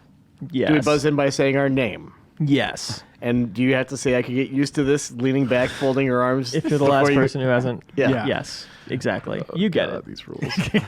So I'm the only one who knows the answers. Even Alex doesn't know the answers, even though he has the clips in there. So let's hear clip number 1. Clip number 1. You are a sad, Jeff. strange little man, and you have my pity. Buzz Lightyear, Toy Story. That's correct. Ding, ding, ding, ding, ding. Wow. Number 2. They get progressively harder. Hey, laser lips! Joe. Your mama was a snowblower! That is Short Circuit. Nice. Nice. Johnny Five. Except they don't call him Johnny Five in that movie, really. That's He calls himself that, right? No, it's Short Circuit 2 is really where he takes on the Johnny Five persona. Do I get to participate in this one? Yeah. He's just Okay. generally Okay, I number wasn't sure. 5 in Short Circuit. Would you have gotten both of those first, Alex? I mean, who can say the past? Just say you know? did, and I'll give you the points instead. Yeah, I would have at least got the first one. All right, moving All on. right. Yeah. Clip number 3. Power grid was shut off by here. They caused an explosion. Dan, Is this true? Ghostbusters. Yes, it's true. Yes, yes, it's This true. man has no. Oh, so we could say on the podcast now, keeping it clean. Yeah, I don't think we can. I don't think We're gonna can get busted. legally. Am I editing that out? Yes. Okay. I'll find it later. People won't even know what it is now. All right. Clip number 4. You two are just dumber than a bag of hammers. Yeah, this is it. We're getting tougher now. That one's I know pretty the hard. actor, but I don't know. I don't. Can we? Let's guess that's Dumb and Dumber. Great guess. Incorrect. Can you play it again? You two are just dumber than a bag of hammers. Use it in a sentence. It sounds like Brad Pitt. Sounds like George Clooney. Sounds like George Clooney. Yeah, that's what I said. Then guess a George Clooney film. If you're so smart. Ocean's 11. Great guess. It's not right, but Not right. I don't know this one. It's from Oh Brother, Where Art Thou? Yeah. but I got the actor right. Yeah. Yes, you did. Nailed it. Yes, you did. I'll give you 1/100th of a There's point. no points for that. Yeah, 1/100th, pretty good. But we round down. Yeah. Excellent. How much is that in G's? Yeah, that's worth the 0 G's. Number 5. For me, you're somewhere between a cockroach and that white stuff that accumulates at the corner of your mouth when you're really thirsty. I know Drool? that. I can visualize that actor, but I don't Yeah, know same thing. Think harder. I know the actor, I think, but I don't know the. Can you play it one more time? For me, you're somewhere between a cockroach and that white stuff that accumulates Dan. at the corner of your mouth when you're Con really Air? thirsty. That's correct. Oh, yes. Well done. Very good, Dan. Very good. I love that movie. Number 6. I'll use small words that you'll be sure to understand, you Joe. warthog-faced buffoon. That's Princess Bride. Yeah, that's Joe's wheelhouse. Well done. Dude, for the record, I don't watch mean movies. There's a mean tone of voice. I plug my ears. Yeah, no thank you. All right. Keep him rolling. Take this quarter, Alex, go downtown, and have a rat gnaw that thing off your face. that is one of my favorite comedies of all time. It's Uncle Buck. John Candy, rest in peace. God rest him. I had a dream about him recently. Really? Yeah. Bug? What's his last name? Spray. Spray. My dad loved that joke in that movie. Yeah. All right. Hit us with another. You are physically repulsive, intellectually vulgar, insensitive, selfish, stupid. You have no taste, a lousy sense of humor, and you smell. I think this is the only one that I've drawn a complete blank on. I have no concept. I don't know this one. I see the answer and I haven't heard of it. Mama? Mama? My mama? Joe, that's Jeff Cork's mom. Okay. The Witches of Eastwick. We were not going to get that. No. No. Okay, there's a few more left here, but let's just go to the last one, at number 13. We're skipping some? Unless you want to keep playing. Okay, I'm sorry, I enjoying this wasn't game. sorry, I'm sorry. I didn't gauge that you were enjoying it. If you could just give a big smile and say "Yay" every question, that'd be really helpful for me. We're thinking. We're thinking. Yeah, Okay. this is a fun exercise. Great. Let's do them all. Number 9. Are you gonna bark all day, little dog? Dan. Alex. Ooh. Or are you gonna bite? Did Dan got it. Reservoir Dogs? Also go. another Alex Stadnick favorite. Right on. Well, you should have. Do you got the poster in your room, Alex? Be honest. I do not. I almost bought one in my college dorm, Yeah. but Fight Club was taking up too much of the wall, you know? Cool. Yeah. Do you have any more stories about posters you almost bought? Yeah, they're on the donut fields. Donut planes. If you're going to make fun of me, do it right. What Mr. color would you be, Alex? Blue. Because my favorite color is blue. Right on. Like your beautiful eyes. Yeah. Number 10. Number 10. You are a smelly pirate hooker. Alex. Of Anchorman. course. Alex, of course, would like Man, such Alex a is really quick vile on them. Yeah. joke. Number 11. Why don't you try the airline? It's a lot faster and you get a free meal. If I wanted a joke, I'd follow you into the John and Joe. watch you take a leak. Is that Planes, Trains, and Automobiles? Nice, Joe. Well done. Nicely Wow. done. Another good one. We get some great minds here at this table. Smart. And in the booth, right? Right, Dan? And in the booth. Right? Right? That's me? And the table nearby. Yeah. Number Right. 12. 2 more. 2 more. Shut up, idiot! Moron! Puss Alex. licker! Fart smeller! You eat dog crap for breakfast, geek! You play ball like a girl! This one's so easy. Sandlot. Yeah. Okay. We've got one more left. Joe, Dan, and Alex all tied at 3. Uh-oh. It all comes down to this. Be ready to Okay. buzz in quick Yeah, as I'm ready to go. quick as heck. Number 13. What you just said Dan. Alex. is one of the most insanely idiotic things I have ever heard. Everyone in this room is now dumber for having listened to it. May God have mercy on your soul. Billy Madison. That's correct! Hey! Wow. Congrats, Dan. Man. You are the smartest person in the world. That was a fun email though. Yeah, that was a great game. Yeah, that was a good game. Yeah. What'd you think of it, Jeff? I didn't even understand what you guys were doing. Feel free to write one in with compliments next time. Everybody. Sweet. That would be nice. Best movie compliments. Yeah. P from Chicago writes in. How do you spell that? You know, I can't actually spell. We have to bleep it all. Final Fantasy VII Remake is hype AF. But what are you looking forward to least about it? There's something about Square since the HD era. There's a distinct je ne sais quoi that keeps their work from feeling human? Relatable? Have you heard the characters in Kingdom Hearts? Kingdom Hearts is an extreme, but it's palpable from front mission to Final Fantasy. Something consistently feels off when playing a Square game that doesn't rely on reading text boxes. Is it the writing, localization, voice direction? Am I crazy? Square Enix, publisher of Outriders. Check it out at GameInformer.com. Full month of coverage. Yeah. What do you guys think? I would say I disagree with that premise a little bit. I guess personally. As far as their recent history? Yeah, I mean, every publisher I think has hits and misses, but for something like, I don't know, like I really liked Final Fantasy 15. I think before we can critique Final Fantasy VII Remake, we need to play Final Fantasy VII Remake. Hopefully within our lifetimes. Yeah. All 3 or Now- however many yeah. installments. You know, we can mention some of the points going in, like you know. How about instead of saying what are you least excited about for it, because there's a lot that we don't know about. Let's just what are you most curious about for FF7 Like whether they're gonna nail it? Yeah, what do you want to see? Like, what are you eager to see how that turns out? Obviously, the shift from turn-based combat to action combat is going to be interesting. And you know, as an old school purist of the turn-based JRPG, I'm open to that experience, but it's got to be good. All right. I mean, have you played? Did you play FF15 or the 13 games? I started playing. You know, we talked about games you bounced off of. Yeah. That's one of them for me for sure. Interesting. I didn't take to that one, and that's fine. We talked about it. Not every game's for everybody. I just feel like they've been that series has been flirting with more real time. They have stuff for a while. It's not like this does not mark the changeover. Oh yeah, it's from not a turn-based changeover to real time. But this is the time that they're taking something that's the sacred cow. Right? Yeah, that's true. That's true.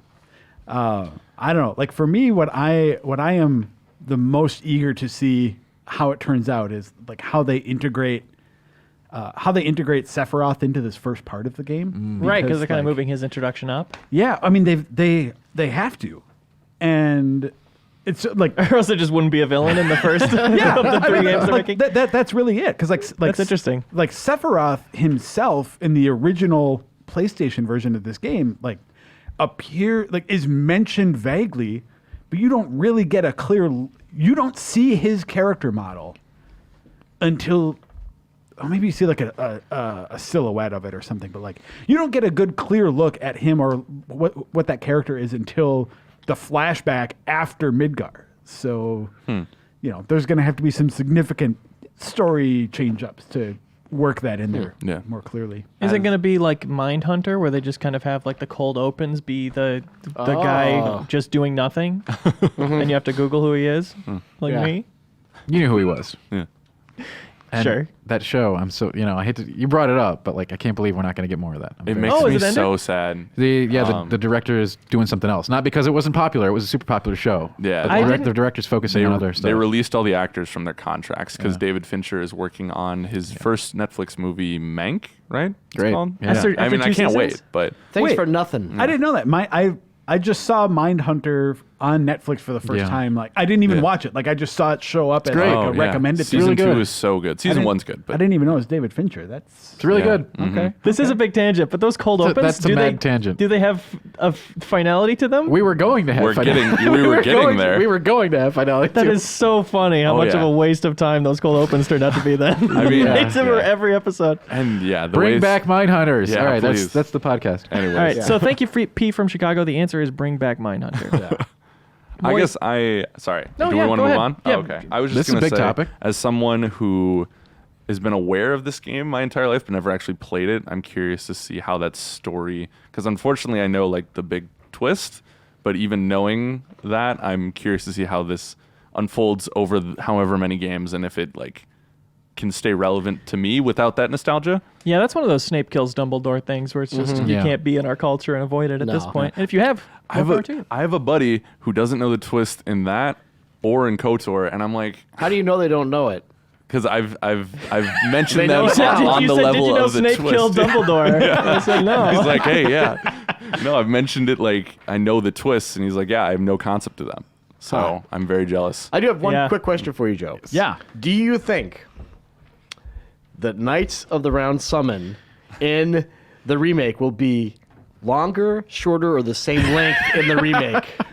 Well, the summons are like units now, right? Yeah, So it's different. So the summons are not just cinematics that play anymore. Okay. So I think a real answer to your question, I think it's shorter, but I still think that there will be some sort of elaborate sequence that signals like those characters arrival on the field somehow. Yeah. Okay. And like part of me would also say like, oh, I wonder if they're even going to put Knights of the Round in it because they like, better. Well, exactly because like what else am I grinding for? Part of me wonders because that seems like such a weird out of universe thing at this point. But didn't they recently put those, or in the last few years, Knights of the Round appeared in FF14, right?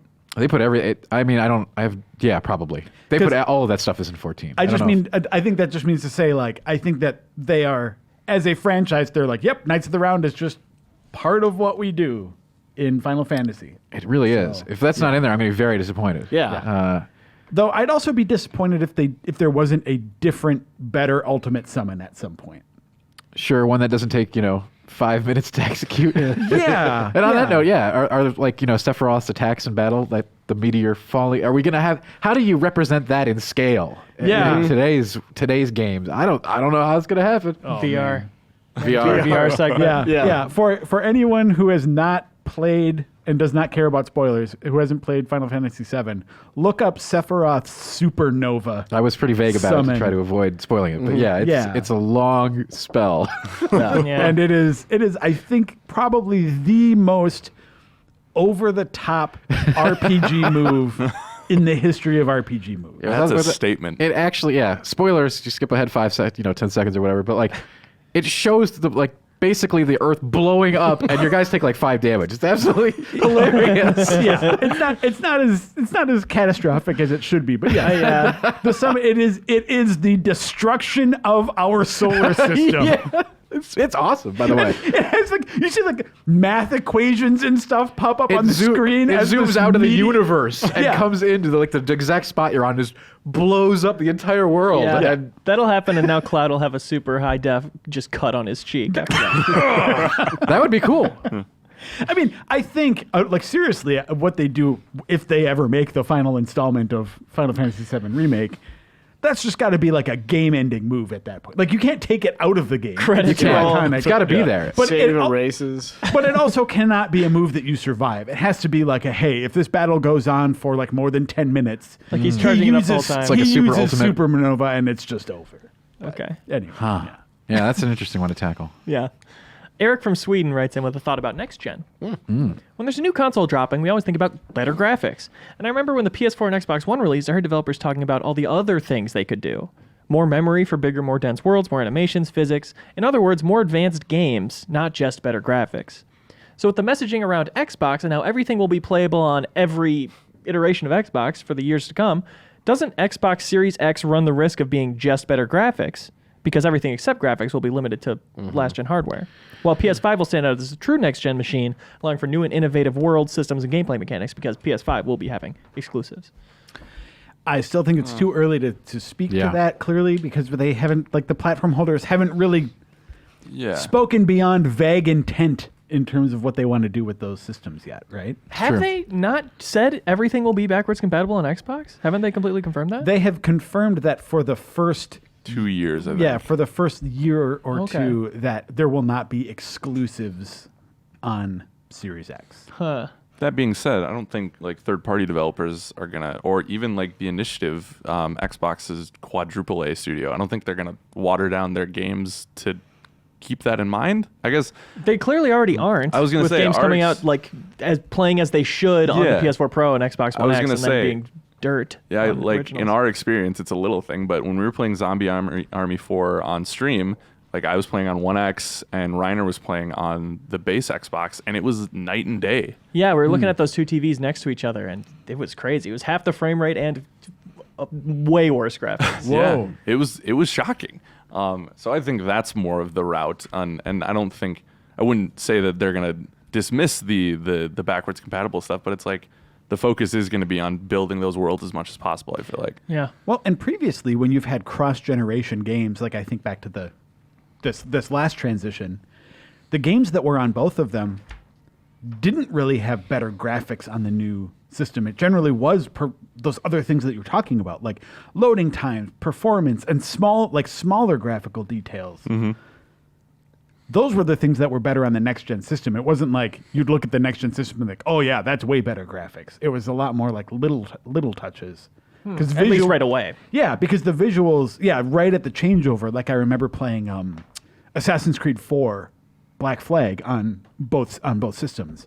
And when it still generally looks like the same game, some better detail stuff, but it's little things like, on the next-gen system, the performance is just better, or that you see the sails of your ship like sway in the wind, which they didn't do on the previous generation. Sure, smaller things. Yeah, it obviously is too early to say, but yeah, like Alex was saying, going off how they've treated the half steps so far, it makes me wonder why they're even wanting to be backwards compatible beyond like paying lip service. If the way it's going to be implemented is that the original Xbox version will come out and be a bad way to play the game, like I don't think that's worth doing. I think that feels more like a PR move to me. But too early to say. We'll see. And I'm looking forward to the next generation of consoles later this year. Nick DeFeo from Lancaster, Pennsylvania. No, you pronounced that correctly. Thank you. Where Dracula's from. Hello, Leo, and the unknown predetermined panel. I'm loving all the additions to New York City, and as mentioned on the show, we are missing a few things like a bank, zoo, robot menagerie. But before all those things come to be, I think we need to establish some order. Who would the mayor, sheriff, deputy, mailman, and town drunk be? So first up, mayor. Oh my god. Oh, wow. Now, are we bringing video game characters to life? We've clearly already done that for the animal shelter, so I think that's what we're looking at. Mayor. We have to, right? That'd be great for Mr. tourism. Wright from SimCity, right? He's Hey, kind of not your bad. advisor, Oh, but- that's a great idea. That's a good one. Yeah. I think that nails it. Great. Mr. Wright? Mm-hmm. Sheriff. Arthur Morgan? McCree? Arthur Morgan. Arthur Morgan. McCree? There you go. Yeah. Can we specify high honor or low honor? Arthur Morgan. Always high honor. Yeah, in GI Town, in New York City, we got very high standards. That's right. Honorable town. I don't know. I would say for sheriff, I'd put Garrus Vicarian on there. Ooh. Yeah. I like the way this man thinks. Sure.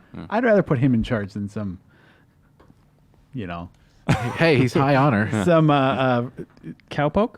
trigger happy cowpoke. Not the way I played him. Well, Never used a gun. And what's a cricket face sniper? Yeah. That I can trust. exactly. Who's Garrus's deputy? Deputy. Robin from Batman. It always goes back to Batman, doesn't it? I'd say that for a deputy, you'd have to choose someone who is just like the perennial second. Yes, Luigi exactly. type? Luigi. Oh, man. Oh, Luigi's perfect. the deputy. Yeah. Luigi. Yeah. And also, that's a good one. let's give him give Luigi some job security here because Yeah, come on. He's just running around haunted houses with a vacuum these days. Yeah, like Come on. like you. I don't take a vacuum. Right. Mailman. Paperboy. That weirdo in Paperboy. Ocarina of Time? The mailman? Yeah, that will just run up to everybody in the town with their mail. Is that Ocarina of Time? Is he in Twilight Princess also? You talking He's in about a Beetle? bunch of them. There's a hilarious mailman in Twilight Princess. I liked him. We could go with But like I don't know if he was in previous ones. a Moogle, like Final Fantasy 14. Yeah. That's, they deliver mail. He gives the mail. He's cute. That is kind of what they do. I don't know. I like the weirdo mailman though. Weirdo man? What's the weirdo man? I don't know. I like the idea of people like getting your mail in GI Town should be a somewhat unnerving experience. Yeah. I wanted people to have a good time, not an unnerving time. Well, Sorry. What? Don't forget about it. All right. All right, Mailman. Who are we thinking here? Because, like, Who's the honestly, weirdo they don't, have mailman to, you they don't want? have to already be a mailman. Luigi's not already a deputy. They could be who's the very fastest smart. character in gaming. Sonic the Sonic. Hedgehog. Sonic the Hedgehog Okay. is the mailman. Let's do Sonic. In theaters. I don't like Sonic either, Joe, but he makes sense for the mailman. Yeah. what? There's got to be someone better or who has like a time stopping ability. Now we're going way off here. All right, time stop. Then why do you even need mail? Well, no, but that's it. I mean, if you want it fast, instead of someone who physically has to get things done fast, just choose someone who can stop time. But also, what about someone like Tax Staying, like a Mr. X or something? What? Somebody who can Smash through a wall? telepathically Yeah. communicate. Oh, Professor, not Mr. Mr. X from Resident Evil 2. Yes, that's it. That's an unnerving mailman for sure. That's unnerving. And man, like You know the mail's coming. rain or snow, he'll get it there. Yeah. He'll get right through the door. There, Mr. X. I love it. All right, let's do it. Nobody ever lets him come up to you in Resident Evil 2. He's just trying to hand you your Amazon package. And Town Drunk, finally. Town Drunk. All those classic video game drunk characters. Yeah. Maybe Booger Man. I guess we could turn somebody into a drunk for this as well. That's true. They don't have to be a professional drunk already. We could take it down on Sonic. Yeah, I was gonna say I'm never as good as Mario. He starts to drink. Zangief. Drunk Sonic would kill people, the boys style. I Yeah, I feel was like gonna that would say, happen yeah. a lot. what about? This is maybe a good spot to get Red Dead in there because, like, when I think of drinking, Everybody I think has of that drunk scene, right? That scene, that scene with Lenny. Lenny. Yeah. Chewbacca. Could this be a tale of redemption? Let's get Chewie in We here. get him in our town still. Yes, and this way he couldn't end up in the animal He's right. shelter. Actually, he'd probably get PTSD dragged from there the after animal he's shelter. drunk. Now he's drunk. Well-known video game character Chewbacca. Chewie, Gotta get him in there. we love Also, Chewie. do we have the rather than pointing and laughing at the town drunk? Does GI Town have resources that we can help these people? Yeah, we could augment him right. already. A Like, shelter. I see no reason this can't be the town, like, alcoholic who's clean. he's on his way. Oh. Like, has their chip, is helping other people. Oh. Okay. Running the AA meeting. I don't think that's Kid as Icarus. interesting. Kid Icarus. Kid Icarus. Not bad. pit. The eggplant wizard gave him a couple Yeah. of pints. I gotcha. Exactly. Yeah. Can we have one of the ice climbers? The other one just was like his sponsor. True. What we could do like a King K. Rool or some kind of villain who Ooh. turns out it was just their Those would be good. alcoholism. Like even just Yeah. Bowser, any of those guys, any of the classy. I like to think Bowser just has rage issues with drinking. Okay. No, And if call he were me to go Eggman. clean. Dr. Robotnik was my former self. Yeah, absolutely. That guy packs that one guy- on at the end of the I night. think that guy's got worse problems than alcohol. Falls out of that weird clown car thing that he drives. Yeah. Yeah, that egg he flies around, it's supposed to be on the ground. I don't know. I gotcha. Swerving into the sky. It runs on ethanol. I think we had it. Great. Oh, we've got it. Yeah. Mayor Mr. Right. Sheriff Garrus, with, of course, his deputy Luigi. Our mailman is Mr. X from Resident Evil 2. God, that's such a good image. And imagine just a little, It's instead an of image. his iconic fedora, newsboy Yeah, cap. he's ready to deliver. Yeah. He's wearing the postman shorts. Big calves. I like it.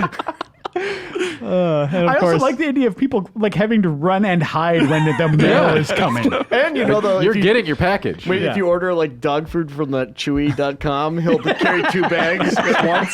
It's very efficient. and Dr. Robotnik will, of course, be the leader of our town's Eggman. AA. Sure. Oh, wait. Which one's his name now? Eggman? Eggman. Eggman, please. He's the Eggman. Call me Yeah. Eggman. I tragically lost my doctorate Carl Eggman. because of my behavior. Nate from Toledo writes, "Hello, Andy and guests. I just wanted to tell you how great of a host you are, Andy. Hearing you talk about WoW is the best. I love the debates on what's going on in the hardware store and the Game Informer City. Keep up the great work, Andy." Thank you. That's a good email. Thank you. Thanks, Nate. Where am I? Help. Pages and pages of GI Town. It's all Yeah. this is just the GI Town podcast at this point. Yeah. It really is. Hey, Andy and gang. This is from Adam Walker. So a couple months ago, I won a pair of Naughty Dog t-shirts during the Extra Life Marathon. The Crash Bandicoot one has a faint orange tannish splotchy stain on the front. Just curious as to what everyone's guess for this stain would be. Coffee? Cheeto dust? Some kind of Minnesota-specific meal? This is one of Andy's old One of shirts. Andy's old- We oh, auctioned God, them it could off be for Some sort of Extra hot Life. dish. A Cholito from Taco Bell. Is that a limited time item? No. Cholitos, those are Zantigo. Yeah, those are Zantigo. Is it? I love those things. Yeah, those are really good. What am I thinking of? They had something that was like a Cholito at Taco Bell. They had like a chili cheese burrito. Enchilito. They had, I don't know. They've had a lot of products at Taco Andy Bell. can't keep the food in his mouth. That's what I'm trying to say. Sloppy Joe. Yeah. And he kept cleaning it, and he kept dropping it on the same spot every time, so he just gave up. That's my theory. On a more gaming-related note, I just got out of the castle section of RE4. This game holds up remarkably well. Once I finish it, RE3 will be the only mainline game in the series I've not beaten. I love the series. Perfect timing. Yeah, but didn't start until Resident Evil 5 released. I've since gone back and played every entry. Is there a video game series that you went back to, complete after starting on a later game? I can talk about one I'm going to. Yeah. Because we were just talking about this before we started filming. That so last year I played Judgment, which I really liked, and today, which I guess is not the day you're listening to this podcast, but now A day. Yakuza 5 is out, which means that now the whole Yakuza series from 0 all the way to 6 is on PS4. And Finally. I think because I enjoyed Judgment so much, was just like it's the same studio, but it's not part of that like core story. Right. I think now is the time that it's just like time for me to really get going on it. I'm gonna play some Yakuza. 0 through 6 in that order? What's your Yes. plan? Wow. Okay. That's the plan. Wow. Nice.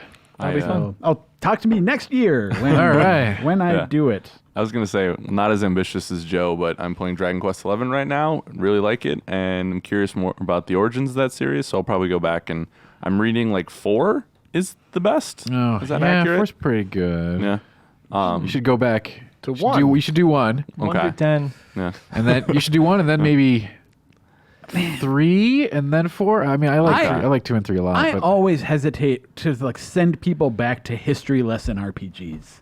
they like, still feel. I play them like every year. They're on mobile now. They hold up for you because you have the nostalgia. I would not. Like I love Final Fantasy, the original one. Yeah, me I would too. not steer anyone towards the original Final Fantasy until they had played like the original remakes are really good. Like not you don't have to go back to the old NES version. No, even then, there's just so again at some point that's just more about learn your history about where we are today than it is an actually good game for a newcomer. I'm gonna make my kid play this and he'll hate me. No, I think Final Fantasy 1 holds up. It is a core RPG. I don't think it's a nostalgia lesson. I have you would recommend that over FF4, FF6, no, FF10. No. Okay, so you really picked the unassailable lineup there. That's what I'm saying is that you steer people towards the really good ones first, and if they like those, then go deeper into the history stuff. Okay. What about? I don't want to turn this into the Final Fantasy battle because it's going to happen. It doesn't need. I guess just conceptually, I think the same rule would apply to Dragon Quest. Okay. Play the really good Dragon Quests first. And then play Dragon Warrior. DQ1, I would consider a history lesson game. Yeah. Right? There's nothing to do in that game except hit one button and rest. Okay, I get it. But the 3 and 4, especially, they have lots more mechanics and way more party members and more stuff to do. They're not just... DQ1 is the distillation of what an RPG is. It's literally just walking in a line, killing monsters, and going back to rest at the end. That's all you do. Are there story reasons to do it? Anything in the early Dragon Quest that pay off? Not for Dragon Quest. Not really. Yeah. What about Chrono Trigger, Joe? Do you think that holds up despite nostalgia? Without it? I mean, that is one that I really can't. That is really hard for me to say. Hard to separate because it is so tied up to nostalgia for me. But having just finished it again, I was so surprised at how much that game for me was not me looking back and being oh, I remember that this was really good, and how much I was just surprised at how innovative parts of that game still feel. If it were to come out today, you'd be oh wow, that's really clever. Yeah. I'm waiting for that to come to Switch. I don't know if that's a fool's errand or not, but I know nothing about it other than obviously it's a classic, and I'm very excited to play that. Play one that day. instead of the old Dragon Quest. Has the person who wrote in? They're playing DQ11 on Switch. That's Alex. Oh, that's Alex. Hi. Person was talking about Resident Evil. Hi, Alex. Big fan of the show. Yeah. Okay, I see. Okay. Yeah. I was because another good Dragon Quest from there I would go to DQ8. 8. Yeah. I would go to DQ Cool Eats and hot treats. Brazers. Let's get some. Yeah. They got some hot dogs. Final email. Some local Dairy Queen humor. We can't be at the final email. We've made it. We're here. Lachlan, the backpacker who listens to us under you the saved this one for last. Yeah. Hi, GI Crew. Well, I'm sorry to say that my month of backpacking has come to an end. No. And I listened to your latest ep as I was driving home from Sydney. I have another game for you. After you seem to enjoy my Aussie slang words so much, which I promise you are all real, this time instead of just words, here are some fun Australian phrases that you can all start to use. Also, I think it was Dan Tack who was saying they were still confused by the expression a dog's breakfast. Think of it this way. You've got a dog who hasn't eaten for anywhere between 8 to 12 hours. When you let him out to his breakfast, he's just going to dive in there with so much enthusiasm and gusto that brekkie is going to go everywhere. Took me a minute to process brekkie. Brekkie is how it's spelled, which is right. So here's some phrases which I promise are all real. Do you guys want to try to guess what these mean? That's what we're here for. Yes. To come a gutsa. To come a gutsa. I've come a gutsa. What the hell? How do you spell that? A space Gutsa. A gutsa. I think that's when something falls apart or unfurls. So it's comes asunder. Yeah, it's like I don't know. I eat a giant sandwich and lean back, and my buttons that pop off my shirt. I'm I've come a gutsa. I wonder if that would work. Right here it says when you fall off of something that is moving fast and hurt yourself. So your buttons have fallen off of your fast-moving waistline in that case. Which I think is fair. Chuck a Yui. Chuck a U-turn. Yeah. We have that here. We say Yui. Yeah. Nice try. And we love it. Yeah. Though we don't chuck them. We don't chuck them. We but whip them. We do them. We whip a Yui. Yeah. Pull a Yui. Pull a Yui. Pull a Yui. Yeah. My dad says whip his shit.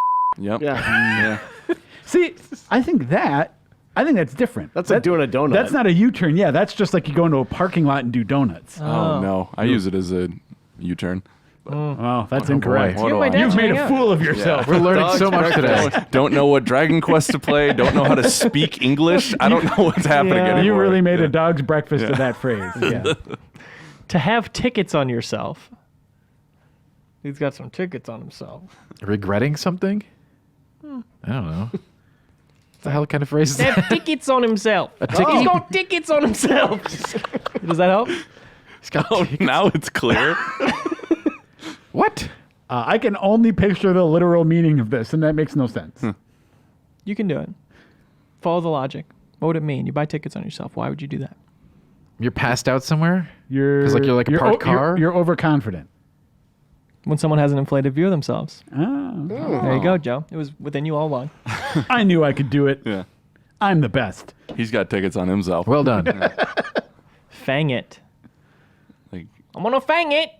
Eat it. That's when you open a pop can like that. That's good. That's a good guess. That is a good guess. There's no way that's right, though. Oh, it's not. No. To go really fast in a car, truck, ute, etc. Ute. Wait, what's a ute? It's a utility I'm gonna fang it in my ute. vehicle. Wrap your laughing gear around that. Wrap your laughing gear around that. Put your mouth on Yeah, it? put your Is it just to eat your something? laughing gear is drink clearly it? your mouth, right? So It's like, yeah, you're right. Suck it? Eat or drink something that has been offered to you specifically. So I would say tack, well, this Cork got it before me. this pen. Yeah. Wrap your laughing gear around that. I am not going to wrap And my then you would- laughing gear and around then you that. would eat this. You got a ticky on you. I guess I do. Do the Harry Holt. What? Harry Holt. The Harry Holt? Do the Harry Holt. Holt? Yes, What the hell is that? it's a name. Harry Holt. The Harry Holt. Is it He's Harry? probably a footballer of note. Good guess. So that's to kick something very hard. Oh. Smart. I like that logic. Yeah. Relating to a prime minister in the 60s who went for a swim at the beach and disappeared. It means to disappear from a party or event without being seen. Oh, I like that. The Irish goodbye. Harry Holt. Yeah. Chuck a sickie. Throwing up while you're sick. Yeah. Right. Burf and drinking. Close. Burf. It means to call in sick. Or it means to pretend to be sick. Sorry. Call in to work or school and pretend to be sick to get the day off. They get all kinds of. Okay, So Chuck the is a word very Chuck is versatile very word. confusing apparently, here. Yeah. Is that just a to perform? I guess. It's not to throw. chucking or something. It's just a new form of do. A new form of do. They did it. Code red. They came up with it. Carry on like a pork chop. Like a pork. Okay. Australian accent. Yeah, like a pork chop. That's planking. I don't know. To be stupid. Essentially. Act dumb. Yeah. To be chucking a tantrum. He says, we're generally acting out. Like Russian nesting dolls. Chucking. Yeah. So you've used that in a sentence now. Ridgy Didge. What? All right. I'm not even engaging with that No, one. I want to know. Okay, How do you spell that? RIDGEYDIDGE. Can you use it in a sentence, please? Didge. Well, that's the Ridgy Didge. Okay, Jeff, what do you think? Ridgy Didge. I'm trying to make it less cute, like Rid did. Oh, yeah. It's yeah, you could get there. I And think. some Cockney slang. It's like Ridgy Didge, yeah. to clean your gutters? Tell you that, man, he's the Ridgy Didge. Is this like a bee's knees situation? Somewhat. I will explain it now. Thank you. Thank you. It means to say something is the real deal. Okay. The Ridgy Didge. I'm adding that one to my Cockney. lexicon. Yeah, I like that one. There's definitely more examples around. Australian English is a thing of beauty. If you ever need an Australian correspondent on gaming matters, be sure to hit me up. Until then, I'll just keep enjoying the show and all the content you put out. Cheers, Lachlan. Thanks, Lachlan. Thank you. Thanks, what a Lachlan. fun journey it's been Yeah. with you. We've We learned had a lot. of fun emails today. Yeah. We had games. We had Australian slang. We have Film movies. trivia? GI Town. God, I feel like I need a vacation from GI Town. Go to Donut Plains. Yeah. I tell you, Donut Plains is banned from GI Town. You know what? Next time, if I offered you a trip to ride a dinosaur and jump on platforms and fly with a cape, you'd say no. I think that's where we send our prisoners. That's what I'm thinking. Like we did with Australia. That's the Reggie Didge. All connected. Thank you so much for watching or listening to this episode of the Game Informer Show. Andy McNamara will be back next week. Once again, the full new cover story is online for Outriders. Go read it on GameInformer.com/Outriders. Yeah. For gosh sake. Otherwise, thanks so much for joining us. I personally am going on a trip to the Rainbow Six Invitational this weekend, so look out for some fun content from me covering the new content coming to that game. Should be a lot of fun announcements. Are you going to be the new champion of Rainbow Six? Yeah. I think I'm gonna like break Pengu's arm or something, and they'll be like, "Does anybody know how to play Rainbow Six?" I feel like I could do it. That'll be fun. See you next week. Thanks.